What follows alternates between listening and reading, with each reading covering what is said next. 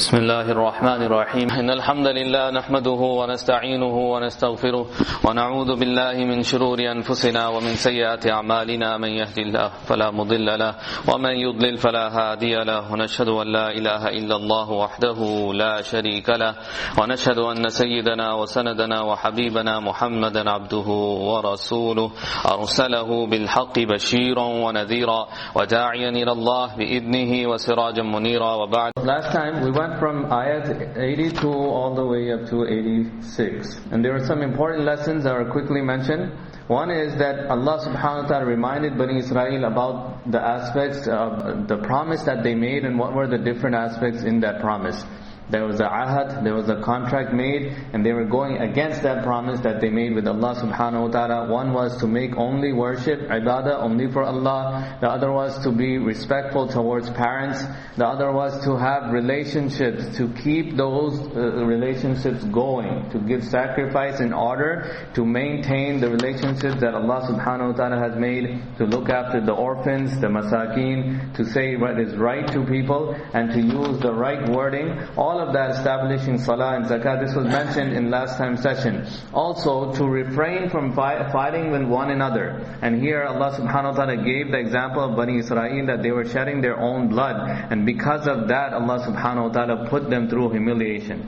Now a lesson could be learned here that for the Muslims as well, that we have to make sure that whenever there is a conflict between believers, the people who take benefit most are the non-believers. They sit back and they watch, and they say that this is what Islam is, and look at it, if it's a true religion, this would never happen. And we see with our own experience in our lifetime, we see that masajid, unfortunately masajid go against other masajid, they're having lawsuits with one another. Sometimes we see that the only thing keeping peace within us, it's the law of the people who are the ghair Muslim. But it has to be Islam that actually keeps us peaceful to one another. So we should not be afraid of one another that he's going to sue me, but we should be afraid that if I harm somebody with my tongue, with my hand, then I'm going to be questionable in the court of Allah. So it's Islam that's going to keep me peaceful, not the laws put down by other religions besides Islam. This is what happened between Bani Israel. They were shedding their own blood when they made a promise with Allah that they would not do so, and the other things they were fulfilling. So Allah subhanahu wa ta'ala said that you are believing in some things and other things you are denying. أَفَتُؤْمِنُونَ بِبَعْضِ الْكِتَابِ وَتَكْفُرُونَ بِبَعْضِ. Kuch cheezein le rahe ho, kuch cheezein chhod rahe ho. And this is not what Allah subhanahu wa ta'ala wants from us,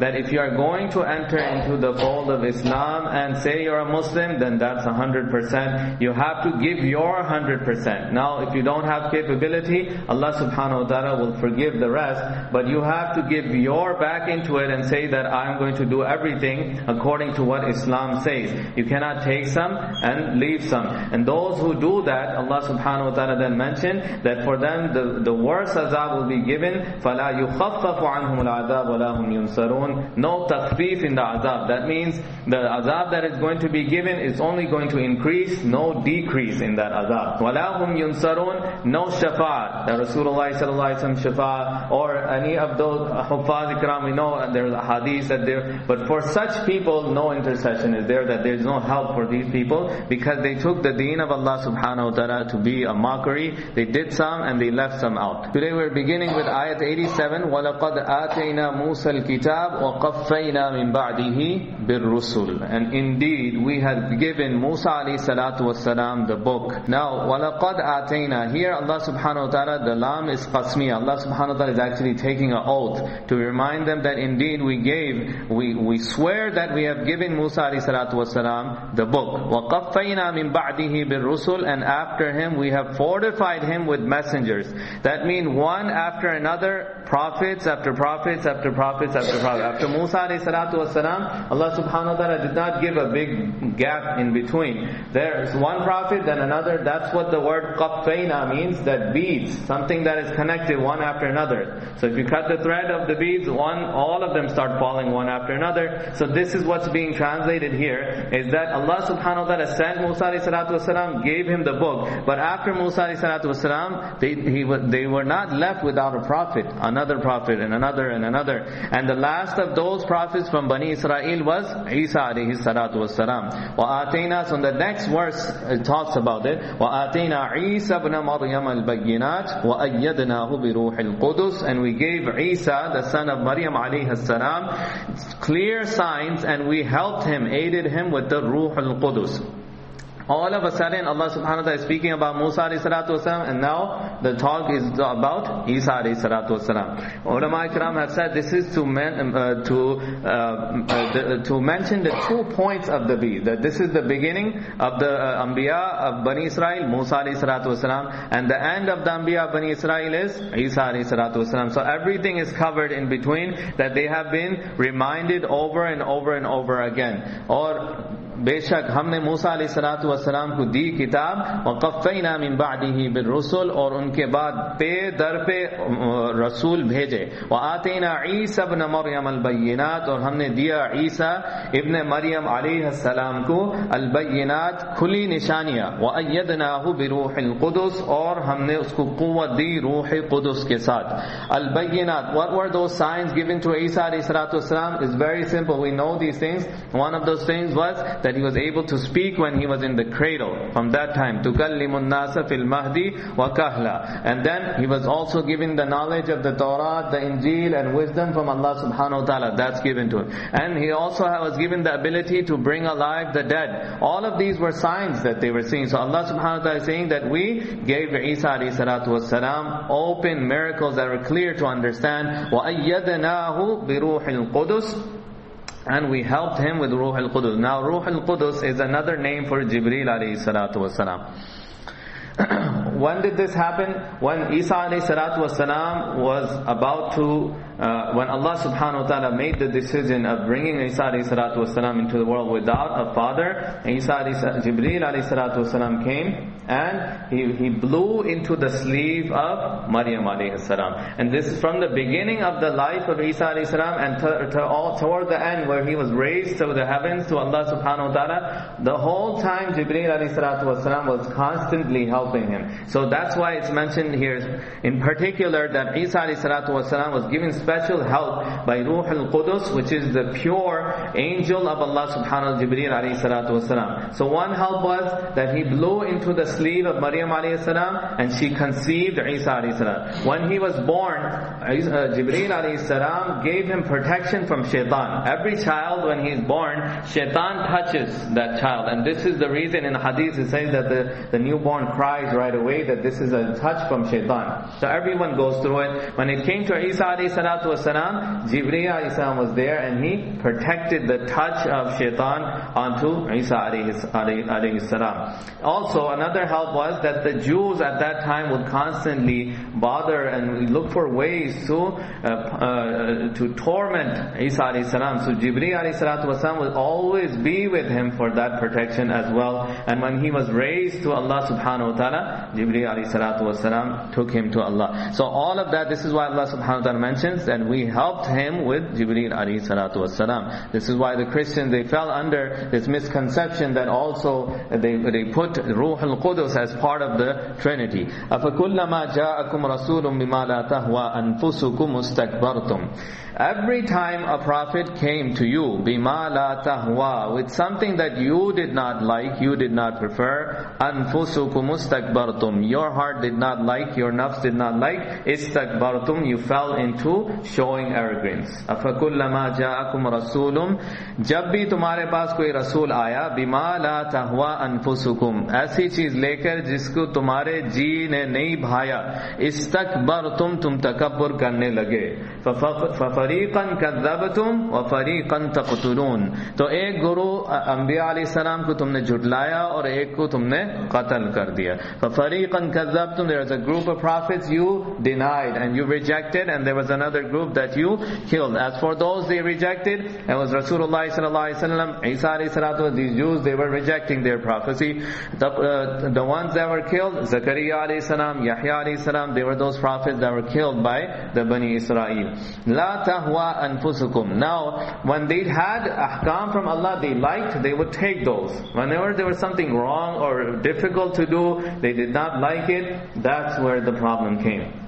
La tahwa, to have your desire go against something, to have an empty desire, as to say. That when you don't like something and you say that just because I don't like it, I'm not going to do it. The basic reason of not doing it is because not liking it. And this is the reason they were denying the prophecy and they were killing many of the Anbiya alayhi salatu wasalam. It was because they were not liking what they're talking about. Even though that some ulama ikram have went to the extent and they said that they did believe in the beginning. They said, okay, you are a prophet. But when they started mentioning that Allah wants this from you, Allah wants you to do this. So they were things that they did not like. La tahwa anfusukum. So because of that, they either got to the conclusion that we should kill this prophet or we should deny his prophecy. وَقَالُوا قُلُوبُنَا غُلْفٌ. So they would say that our hearts have a wrapping over it. They are wrapped. वो कहते थे कि हमारे दिलों के ऊपर गिलाफ है. قَالُوا قُلُوبُنَا غُلْفٌ. Now, Muslims are giving them dawah, the Jews, and they would say that it is, our hearts have this special protection from Allah subhanahu wa ta'ala, that your dawah, it does not have any effect on it. This was there, and like we mentioned in the previous session, that they had wishful thinking, that we are great in the sight of Allah, and Allah keeps us protected from other people. So now, whenever they were encouraged to come towards Islam, they would say that our heart does not take effect. Any miracle you could show us, or anything you wanted to say to us, our hearts have a special wrapping over it. एक गिलाफ चढ़ा हुआ है, हमें कोई असर नहीं होता तुम लोगों की दावत से. قَالُوا قُلُوبُنَا غُلْفٌ. They are saying our hearts have a wrapping. Now Allah subhanahu wa ta'ala is saying that's not a wrapping. What is it? وَلَّعْنَهُمُ اللَّهُ. But this is the curse of Allah subhanahu wa ta'ala, بِكُفْرِهِمْ, because of their kufr. Allah cursed them. فَقَلِيلًا مَا يُؤْمِنُونَ. It's very little that they bring iman into. Now there's a question that comes here, that Allah subhanahu wa ta'ala is the Rabb of mercy, and Allah subhanahu wa ta'ala, all the love belongs to Allah subhanahu wa ta'ala. So when we ever say that Allah has cursed such people, it's important to understand what does it mean by when the la'nat comes from Allah subhanahu wa ta'ala, because there's two different things that can come here. Others can say that, oh, you Muslims believe in such a God that curses people. So they use the word cursing in an evil tense, the cursing that takes place between mankind, that when a person curses another person's mother, and he says this, or about his lineage, or about something like that, that is completely a sin. And here, we're not relating that sin to Allah subhanahu wa ta'ala. When it says that Allah subhanahu wa ta'ala has cursed someone, it means that person has been thrown away from the mercy of Allah subhanahu wa ta'ala. He is being deprived from the mercy of Allah. जब ये कहा जाता है कि अल्लाह ने किसी पर लानत दी है, इसका मतलब ये नहीं होता कि अल्लाह की तरफ कोई गुनाह की निस्बत है. इसका मतलब ये होता है कि ये शख्स अल्लाह की रहमत से दूर रख दिया गया. And that's exactly what happened to shaitan. That's exactly what happened to these people of the book. Wherever Allah subhanahu wa ta'ala mentioned, and we don't find it just in Quran, but in Hadith, numerous places it says that Allah subhanahu wa ta'ala has cursed these people. Rasulullah sallallahu alaihi wasallam has cursed these people. We find in Hadith that the Prophet alayhi salatu wasallam said that Allah subhanahu wa ta'ala has cursed those people who do the action of the people of Lut alayhi salatu wasallam. In another place, Allah subhanahu wa ta'ala has cursed those people who consume riba and those who give it, who witness it, and the whole lot related to interest-based things. Cursed of Allah subhanahu wa ta'ala falls on these people. Another place, Allah subhanahu wa ta'ala says that Rasulullah has related in the hadith that Allah subhanahu wa ta'ala has cursed liquor, and Allah has cursed those who squeeze it, those who transport it, those who are related in any way, selling, purchasing, all of that comes under the hadith, that those people are cursed in the sight of Allah subhanahu wa ta'ala. Then we find those people in another hadith, Rasulullah has said that those women that dress like men, they are cursed by Allah subhanahu wa ta'ala. Those men that dress like women, they are cursed by Allah subhanahu wa ta'ala. So whenever we find this, that the la'nat of Allah, mal'oonina aynama tuqifu. So in the Quran we'll find this, so we should not look at it in the evil tense that we have in a fight between two people, they're cursing one another. This is not what is meant here. It means that these people, that Allah subhanahu wa ta'ala is telling over and over again that come onto the right path. They're seeing with their eyes such miracles that we have not even seen, and they're still denying the greatness of Allah and the prophecy of Rasulullah sallallahu alaihi wasallam. This is what it means by being cursed, that they are away from the mercy of Allah, that no hidayat is coming to them, no mercy of Allah subhanahu wa ta'ala is coming to them. So they are mal'oonin, they are deprived from the mercy of Allah. وَلَمَّا جَاءَهُمْ كِتَابٌ مِّنْ عِنْدِ اللَّهِ مُصَدِّقٌ لِمَا مَعَهُمْ. And when came to them a book from Allah, مُصَدِّقٌ لِمَا مَعَهُمْ, this book confirms what they have from before. وَكَانُوا مِنْ قَبْلُ يَسْتَفْتِحُونَ عَلَى الَّذِينَ كَفَرُوا. And these people, the Ahl Kitab, they used to seek victory through this book, عَلَى الَّذِينَ كَفَرُوا, upon those who disbelieve. فَلَمَّا جَاءَهُمْ مَا عَرَفُوا كَفَرُوا بِهِ. Now, to understand the translation, we have to know what's going on here. That before the Quran was revealed, before Rasulullah sallallahu alaihi wasallam was sent, in the Torah it was already mentioned that this is going to happen. So whenever the Jews used to address the Arabs, they would say to them that, look, listen to our religion, that our religion says that there is a prophet to come, there is a book to be revealed. At that time they were openly admitting the fact that this is going to happen. So they were taking the help of Allah subhanahu wa ta'ala over the kuffar. They would say at that time, that look, if you come onto our side, our book, the Torah, says that there is a prophet to come and there is a book to be revealed. Both of those things they admitted. Now Allah subhanahu wa ta'ala says, فَلَمَّا جَاءَهُمْ مَا عَرَفُوا كَفَرُوا. But when it came down, the particular thing that they recognized, مَا عَرَفُوا, they already recognized the signs in Rasulullah sallallahu alaihi wasallam and about the Quran. They already knew this. But when it came, كَفَرُوا بِهِ, they denied it. This is the problem that we see in the Bani Israel, that this is why the la'nat of Allah subhanahu wa ta'ala, that these are openly things that they were admitting and then going against. Admitting, then going against. فَلَعْنَةُ اللَّهِ عَلَى الْكَافِرِينَ. Now, before they were going against the kuffar of their time, saying that a book is going to come, a prophet is going to come, follow us. But when the book and the prophet came, they noticed that it is not part of Bani Israel, it is part of the Arabs. Now a problem came there, that they did not want to lose their domination. So instead of becoming the believers, they became one of those who disbelieve, one of the kuffar. So now Allah subhanahu wa ta'ala is saying, فَلَعْنَةُ اللَّهِ عَلَى الْكَافِرِينَ, that the curse of Allah is upon the disbelievers. These same people were going against the kuffar when the Quran was revealed, Rasulullah sallallahu alaihi wasallam was sent. Now they became from amongst the kuffar as well, because they rejected the message of Rasulullah sallallahu alaihi wasallam. بِئْسَ مَا اشْتَرَوْا بِهِ أَنفُسَهُمْ. So let me do that. وَلَمَّا جَاءَهُمْ كِتَابٌ مِّنْ عِنْدِ اللَّهِ, और जब आई उनके पास किताब अल्लाह की तरफ से, मुसद्दिक़ lima माअहुम, वो किताब सच बताती थी उस किताब को जो उनके पास पहले से थी. وَكَانُوا مِنْ قَبْلُ يَسْتَفْتِحُونَ عَلَى الَّذِينَ كَفَرُوا, और पहले से वो फतह मांगते थे उसके जरिए से कुफ्फार पर. فَلَمَّا جَاءَهُمْ مَا عَرَفُوا, जब आ चुकी वो चीज जिसको वो पहचानते थे, कफरू भी, उसको उन लोगों ने झुटला दिया. फलानतुल्लाहि अलल काफिरीन, तो अल्लाह की लानत है उन लोगों पर जो अल्लाह की बात को और अल्लाह के दिए हुए पैगाम को झुटलाते हैं. बिसमश्तरू बिही अनफुसहुम, how terrible and how horrible is the thing they sold themselves for. This is the dunya. It's because of the benefits of this dunya that they will be dominating. They would have the people respecting them, so they started changing the religion. They were messing around with everything. The point was to gain more of this dunya. So Allah subhanahu wa ta'ala is saying, بِئْسَ مَشْتَرَوْا بِهِ أَنفُسَهُمْ, how terrible is that thing that they sold themselves out for. And يَكْفُرُوا بِهِ, and they did kufr, بِمَا أَنزَلَ Allah, of that thing that Allah revealed.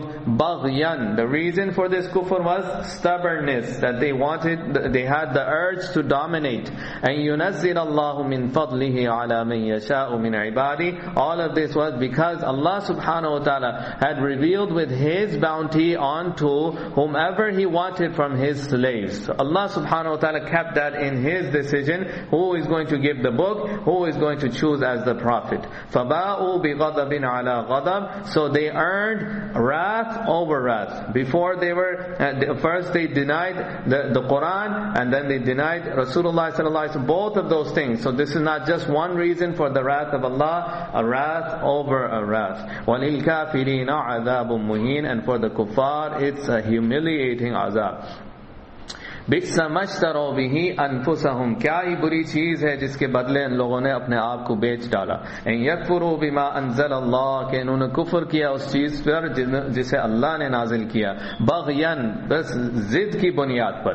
युनज़्ज़िल अल्लाहु मिन फ़ज़लिही अला मन यशाअ मिन इबादिही, कि अल्लाह नाजिल कर रहे हैं अपने फजल से जिस पर चाहें अपने बंदों में से। फबाऊ बिग़ज़बिन अला ग़ज़ब, तो ये लोगों ने कमा लिया अल्लाह का गुस्से पर। वलिलकाफिरीन अज़ाबुम मुहीन, कुफ्फार के लिए जिल्लत वाला अज़ाब है। Now another thing to understand here, the azab muhin. You see, this is always talked about when it's said about Jews and when it's particular people and not about Muslims. Because all azab that will be given in the akhirah is in different stages. For the Muslims, the azab in the akhirah is not for humiliating them, it's to purify them. Because they do have the iman to some extent, and one day, after years and years of torment, may Allah subhanahu wa ta'ala save all of us, but if we do happen to go through that, the reason for that azab in the akhirah is to purify that individual, is not to humiliate him, and then he can make his way into Jannah. But here, the azab that is being talked about for the kuffar in particular is to humiliate them. The purpose of that azab is to humiliate them, and this is a different azab that is related to the Muslims, and that is completely about the kuffar only. وَإِذَا قِيلَ لَهُمْ آمِنُوا بِمَا أَنزَلَ اللَّهُ, when it is said to them, Aminu, bring iman, believe, bima anzal Allah, and what Allah has revealed. قالوا نؤمن بما أنزل علينا ويكفرون بما وراءه. They said, we are going to bring iman on what Allah has revealed to us, but we will deny, and they denied what is after that. It means that they will believe in Torah, and they will not believe in the Bible and Injil, and they will not believe in the Quran. وَهُوَ الْحَقُّ مُصَدِّقًا لِمَا مَعَهُم. So Allah subhanahu wa ta'ala is saying the Quran is the truth and is confirming the message of what they have already. قُلْ فَلِمَ تَقْتُلُونَ أَنْبِيَاءَ اللَّهِ. Now from here, interrogation is starting from the side of Allah subhanahu wa ta'ala. They are saying that we already believe in Torah. So we have to understand this, that if they believe in Torah, so what is the command in Torah? But all the books have the basic religion, some of the basic things are the same, that you have to follow the messenger of the time. You have to follow his instructions. You have to respect him. You can't disobey him. You can't kill him. All of those things have already been mentioned in Torah. So Allah subhanahu wa ta'ala from here, because they said that we believe in Torah, उनसे कहा गया कि ईमान लाओ उस पर जो अल्लाह ने नाजिल किया. क़ालू नुअमिनु, कहने लगे कि हम ईमान लाते हैं बिमा उन्ज़िला अलैना, जो अल्लाह ने हम पर उतारा. व यकफुरूना बिमा वराअ, और वो जुटलाते हैं जो उसके बाद की चीजें, यानी इंजील और कुरान. व हुवल हक़्क़ु मुसद्दिक़न लिमा मअहुम, और वो सच है, वो कुरान सच है जो सच बताता है वो जो उनके पास है.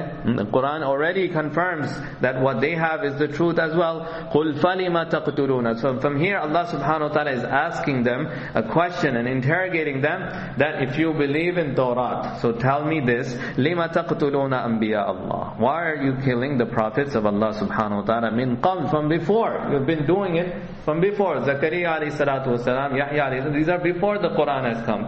And you're saying that, okay, Torah is your book, it was revealed to you. Where does it say in Torah that you should go ahead and kill the prophets? So you are not true in your word by saying that we believe in only Torah. So Allah subhanahu wa ta'ala is saying, لِمَ تَقْتُلُونَ أَنْبِيَاءَ اللَّهِ. Why are you killing the prophets of Allah? Min qablu, from before. In kuntum mu'minin, if you are true believers.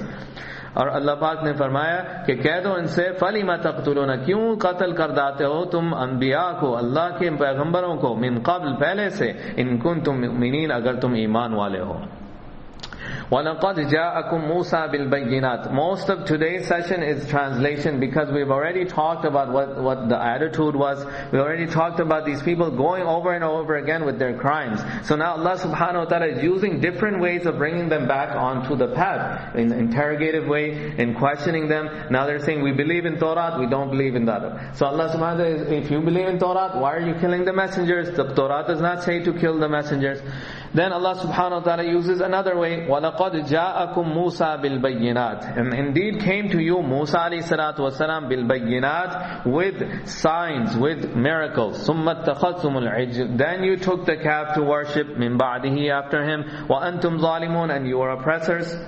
Now the second thing is, you disrespected the prophets of Allah. Now if it's the other prophets you don't like, at least you believe in Musa alayhi salatu wasalam. That's the next step of his interrogation, that Allah subhanahu wa ta'ala is saying, okay, the prophets you disrespected, you killed. But your prophet is Musa alayhi salatu wasalam. All of you agree on him being the prophet and being on the right path. So he came to you as well with true signs and true miracles. The bil bayyinat, we know the staff of Musa alayhi salatu wasalam was a clear sign. It turned into a snake, a serpent, and back into a staff. This was all being done with the hukum of Allah. Then Allah subhanahu wa ta'ala separated the sea. They saw with their own eyes. All of this was happening. Manna wa salwa coming down. So now Allah subhanahu wa ta'ala is using the second step of interrogation, that one, okay, the prophets you disrespected. At least Musa alayhi salatu wasalam you should have followed, and he came to you with open miracles. ثُمَّ اتَّخَذْتُمُ الْعِجْلَ مِن بَعْدِي. But what happened? You took to the calf. You went into worshipping the calf. For a little bit of while, Musa alayhi salatu wasalam leaves you and he goes to speak with Allah subhanahu wa ta'ala, and when he comes back, what does he find you doing? You are worshipping the calf. So ثُمَّ اتَّخَذْتُمُ الْعِجْلَ مِن بَعْدِي. Min ba'di means that he was giving you da'wat, he was working on you, and for some time he goes away and you turn away from the path. وَأَنْتُمْ ظَالِمُونَ. This is what a zalim is. When you don't put anything in its place, that's what is zulm. وَضُعُ الشَّيْءِ فِي غَيْرِ مَحَلِّهِ. To put something where it does not belong, it's what the definition of zulm is. This is why Allah calls them zalim, that you should have been putting your ibadat only for Allah and you put it for the calf. وَإِذْ أَخَذْنَا مِيثَاقَكُمْ وَرَفَعْنَا فَوْقَ. Now this is the last step of interrogation. Allah subhanahu wa ta'ala is directly addressing them here. أَخَذْنَا مِيثَاقَكُمْ. When we took the covenant from you, instead of saying we took it from Bani Israel, we took it from directly, Allah subhanahu wa ta'ala is saying, okay, you had no regard for other prophets, you had no regard for Musa alayhi salam, so now at least for my regard, what did you do? So Allah subhanahu wa ta'ala is saying, we took a covenant from you, a direct address to the Bani Israel. مِيثَاقَكُمْ, your promise. وَرَفَعْنَا فَوْقَكُمُ الطُّورَ. And we brought onto you the mountain of Tur. It was held onto them, and we talked about that in detail, that it was told to them that either believe or this would be dropped onto you. خُذُوا مَا آتَيْنَاكُمْ. This was the last way of bringing them onto the right path. خُذُوا مَا آتَيْنَاكُمْ بِقُوَّةٍ. Allah subhanahu wa ta'ala said that hold on to what is being given to you with strength.